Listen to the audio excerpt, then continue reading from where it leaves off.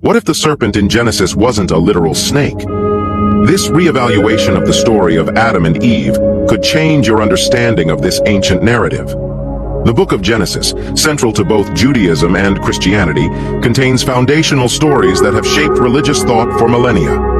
Among these is the tale of Adam and Eve in the Garden of Eden, where a cunning serpent tempts Eve to eat the forbidden fruit, leading to humanity's fall from grace. Traditionally, this serpent is viewed as a literal snake, a symbol of deceit and temptation. But what if this character has been misinterpreted? In Genesis 3:1, the serpent is introduced with the Hebrew word nahash, which is typically translated as serpent or snake in most English versions of the Bible. However, Hebrew is a complex language.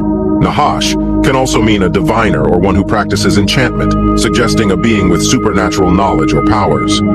Some scholars propose that the serpent was a divine being. This interpretation suggests the serpent possessed profound wisdom, making the temptation of Eve a complex interaction involving divine knowledge and human free will. In many ancient cultures, serpents symbolized chaos and disorder.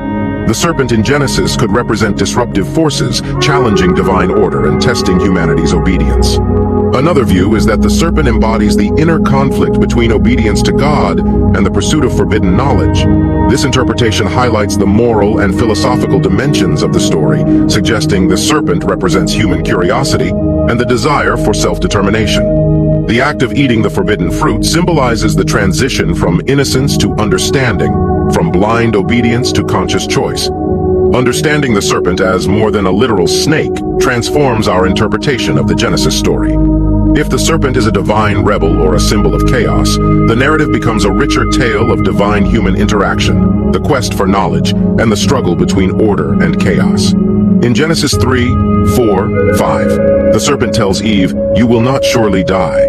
For God knows that when you eat of it, your eyes will be opened, and you will be like God, knowing good and evil." The serpent in Genesis is not just a deceiver, but possibly a divine being, a symbol of chaos, or a metaphor for human curiosity. In Genesis 3, the serpent deceived Eve into eating the forbidden fruit, promising her divine knowledge.